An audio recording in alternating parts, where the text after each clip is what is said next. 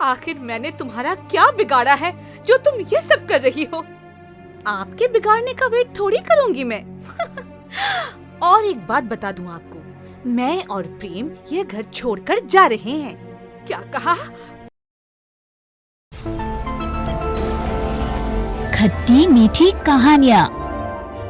सरला अपने बेटे प्रेम और बहू मोहिनी के साथ रहा करती थी। प्रेम अपनी पत्नी से बहुत प्यार करता था, पर एक दिन अचानक किसी अज्ञात कारणवश मोहिनी की मौत हो जाती है। चुप हो जा मेरे बेटे, चुप हो जा। जाने वाला तो चला गया, अब तू अपना दिल छोटा मत कर। माँ, मैं मोहिनी के बिना नहीं जी पाऊंगा माँ, नहीं जी पाऊंगा। ऐसा मत बोल मेरे बच्चे, तेरे सामने तो पूरी जिंदगी पड़ी है। पर ऐसा कैसे हुआ माँ, कैसे हो गया ये सब? कल रात तो वो बिल्कुल सही तरीके से सोई थी, लेकिन फिर अचानक ऐसा क्या हुआ कि वो सुबह को उठी ही नहीं? अब हम क्या कर सकते हैं? भगवान जिनको जब चाहता है अपने पास बुला लेता है। ये कहकर सरला प्रेम को उठाती है और उसे मोहिनी का अंतिम संस्कार करने को कहती है। अंतिम संस्कार करके जब प्रेम वापस आता है तो सरला उससे कहती है, बेटा तू चिंता मत कर, मैं तेरी दूसरी शादी करा दूंगी। माँ, आप क्या बात कर रही हो? मैं मोहिनी से बहुत प्यार करता था और अचानक उसके चले जाने के बाद मैं दूसरी शादी कैसे कर सकता हूँ? मैं नहीं कर पाऊंगा। यही जीवन है बेटा, इंसान को आगे बढ़ना पड़ता है। ये सब हमारे हाथ में थोड़ी ही है। यह सारा खेल तो उस मुरली वाले का रचाया हुआ है। सरला प्रेम की दूसरी शादी के लिए लड़की ढूंढने लगती है। उधर प्रेम अपने आप को काम में डुबो देता है। बस कुछ समय और फिर तेरे लिए लड़की मिल जाएगी, तू फिक्र ना कर बेटा। प्रेम सरला की बात पर कुछ नहीं कहता और वहां से चला जाता है।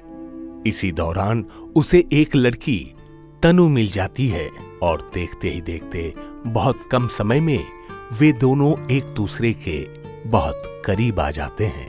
देखो तनु, अब मेरी वो उम्र नहीं रही कि मैं तुम्हारे साथ घूमूं फिरूं। एक बात मैं तुमसे सीधे सीधे पूछना चाहता हूँ, क्या तुम मुझसे शादी करोगी? मैं भी तुमसे यही कहने वाली थी।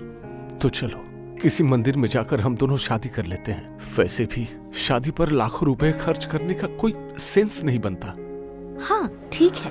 प्रेम एक मंदिर में जाकर तनु से शादी कर लेता है और उसके बाद जब वो घर पहुंचता है तो सरला ये देखकर हैरान रह जाती है। ये तूने क्या किया बेटा? शादी करने से पहले मुझे बताना भी जरूरी नहीं समझा तूने? माँ, हम दोनों एक दूसरे के लिए परफेक्ट हैं और फिर आप भी तो चाहती थी ना कि मैं दोबारा शादी कर लूं, सो मैंने कर ली। मैंने तनु से भी ये बात कही थी और आपसे भी कहना चाहूंगा कि शादी पर लाखों रुपए खर्च करने का कोई फायदा नहीं। चल ठीक है, जैसा तुझे सही लगे। मुझे आशीर्वाद दीजिए माँ जी। मेरा आशीर्वाद हमेशा तुम्हारे साथ है बेटी, सदा सुहागन रहो। अगले दिन सुबह जब प्रेम और सरला की आंख खुलती है तो वे लोग देखते हैं कि घर में कुछ लोग fridge, washing machine, micro oven और कप बोर्ड जैसी चीजें लेकर आ रहे हैं और तनु उन्हें देखकर बता रही है कि सामान को कहाँ रखना है। अरे बहू, ये सब क्या है? ये सारा सामान कहाँ से आ रहा है? अरे ये सब मेरा सामान है, मैंने अपने नए घर के लिए खरीदा है। नया घर? हाँ, ये घर। तो तुम दहेज लेकर आई हो? अब तुम इसको दहेज कहो, गिफ्ट कहो या चाहे कुछ भी, मैं तो अपने और अपने ससुराल के लिए ये सब लेकर आई हूँ। पर बहू, इसकी जरूरत नहीं थी, ये सब हमारे घर में पहले से ही है। कोई बात नहीं माँ जी, मुझे अपनी तसल्ली के लिए ये सब रख लेने दीजिए। ये सब देखकर सरला बहुत खुश हो जाती है। फिर जब उसकी पड़ोसन राधा उससे मिलने आती है तो वो उसे भी ये सब बताती है। मुझे तो यकीन ही नहीं हुआ जब वो इतना सब ले आई।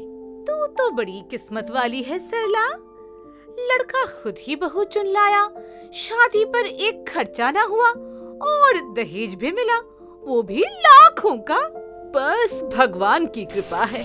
शुरू के 1-2 हफ्ते तक सब सही चल रहा है, मगर फिर अचानक तनु का रूप बदल जाता है। वो सरला को परेशान करना शुरू करती है। एक दिन जब सरला नहाने जाती है तो तनु बाहर से पानी बंद कर देती है। अरे बहू, जरा देख तो ये पानी कैसे चला गया। तनु बाहर ही बैठी रहती है पर वो कोई जवाब नहीं देती। उधर सरला बाथरूम से चिल्ला रही होती है। अंत में वो खुद ही जब बाहर आती है तो देखती है कि तनु एयरफोन्स लगाकर लेटी हुई है। तनु, मैं कब से चिल्ला रही थी अंदर से, और तू है कि यहाँ आराम से लेटी हुई है। अरे मैं गाना सुन रही थी, इसमें इतना चिल्लाना क्या है। सरला को ये सुनकर बहुत बुरा लगता है पर वो कुछ नहीं बोलती। ऐसे ही एक दिन जब सरला खीर बना रही होती है तब तनु खीर में मिर्च मिला देती है और उसे खाकर हंगामा कर देती है। माँ जी, आपने ऐसा क्यों किया? मेरी खीर में मिर्च क्यों मिलाई आपने? अरे मैं भला ऐसा क्यों करूंगी? ये तो गलत बात है मम्मी। अरे पर सास का काम ही होता है बहू को परेशान करना, जानती हूँ मैं। नहीं बेटा, ऐसा नहीं है।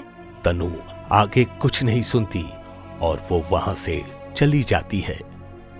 वो सरला को ऐसे ही परेशान करती रहती है और समय के साथ सरला को ये बात समझ भी आ जाती है कि तनु जानबूझकर उसे परेशान कर रही है। और फिर एक दिन वो तनु से पूछती है, आखिर मैंने तुम्हारा क्या बिगाड़ा है जो तुम ये सब कर रही हो? आपके बिगाड़ने का वेट थोड़ी करूंगी मैं। और एक बात बता दूं आपको, मैं और प्रेम ये घर छोड़कर जा रहे हैं। क्या कहा? पर क्यों? नहीं नहीं, मेरा बेटा मुझे छोड़कर नहीं जाएगा। Just wait and watch. उसके बाद तनु प्रेग्नेंट होने का नाटक करती है और प्रेम के सामने ये साबित कर देती है कि सरला उसके बच्चे को नुकसान पहुंचाना चाहती है।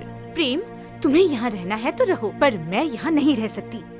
आज माँ जी ने मुझे गिराने की कोशिश की। अगर मैं गिर जाती और मेरे बच्चे को कुछ हो जाता तो? नहीं रुको, तुम्हें अकेले कहीं जाने की जरूरत नहीं, मैं भी चलता हूँ। बेटा, ऐसा कुछ नहीं है, ये झूठ बोल रही है। मम्मी, आप आराम से रहिए इस घर में, मुझे नहीं पता आपको आखिर दिक्कत क्या है। और फिर प्रेम और तनु वहाँ से चले जाते हैं और सरला अकेली पड़ जाती है। सरला को समझ में नहीं आता कि तनु आखिर ऐसा क्यों कर रही है। वो अपनी पड़ोसन राधा को सब कुछ बताती है। सुनो, प्रेम तुम्हारी बात पर यूं ही विश्वास नहीं करेगा। हमें तनु की करनी का सबूत इकट्ठा करना पड़ेगा। एक काम करो, तुम मुझसे जाकर बात करो, मैं वीडियो बना लूंगी, तब प्रेम को जरूर यकीन होगा। हाँ, ये सही कहा तूने। चल फटाफट चल। सरला राधा के साथ प्रेम और तनु के किराए वाले घर पहुंचती है। राधा बाहर खिड़की से वीडियो बनाती है और सरला अंदर जाकर तनु से बात कर रही है। आप यहाँ क्या करने आई हैं? प्रेम कहाँ है? ऑफिस गए हैं। आखिर तुमने मेरे बेटे को मुझसे अलग क्यों किया? क्योंकि मेरा मन था और आप इसी के लायक हैं। तुमने उस घर में जो कुछ किया सब गलत था, पर मेरे बेटे को लगा वो सब मैं कर रही थी। ये सही नहीं है बहू। मुझे पता है गलत है, तो क्या कर लोगी आप? निकलो मेरे घर से। ये बोलकर तनु सरला को धक्का दे देती है।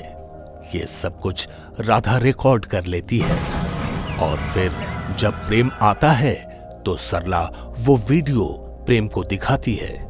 वीडियो देखकर प्रेम को बहुत गुस्सा आ जाता है। ये क्या है तनु? हाँ?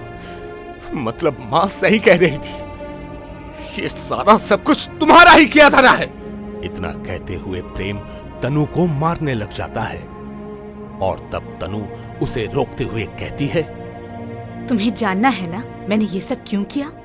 तो सुनो, तुम्हारी पहली पत्नी मोहिनी मेरी दोस्त थी। उसने मुझे हर बात बताई थी कि तुम्हारे घर में उस पर किस तरह का अत्याचार होता था। तुम्हारी माँ ने उसको बहुत परेशान किया और तुमने उसकी बात का रत्ती भर भी यकीन नहीं किया। और ये सब किस लिए? क्योंकि वो दहेज नहीं लाई थी। और इतना ही नहीं, एक दिन उसे इन्होंने जहर देने की कोशिश की, पर उसने देख लिया था तो वो बच गई। पर अगली बार वो न बच सकी और मर गई। तुम्हारी माँ ने उसे जहर दिया था। तुम समझ ही नहीं पाए थे कि वो ऐसे अचानक कैसे मर गई। ये झूठ बोल रही है। मेरे पास सबूत हैं। ये देखिए उसकी चैट और उसकी कॉल रिकॉर्डिंग्स भी सुनिए। प्रेम ये सब कुछ देखकर आग बबूला हो जाता है और अपनी माँ को घर से बाहर निकालते हुए कहता है, आप मेरी माँ हैं, इसलिए मैं पुलिस नहीं बुला रहा, पर अब आपकी सजा यही है कि आप अकेली रहो, चली जाओ यहाँ से। मुझे माफ कर दो बेटा। आपकी माफी यही है कि मैं आपको जेल नहीं भेज रहा। सरला वहाँ से रोती हुई चली जाती है। प्रेम और तनु खुशी खुशी अपने घर में रहने लगते हैं।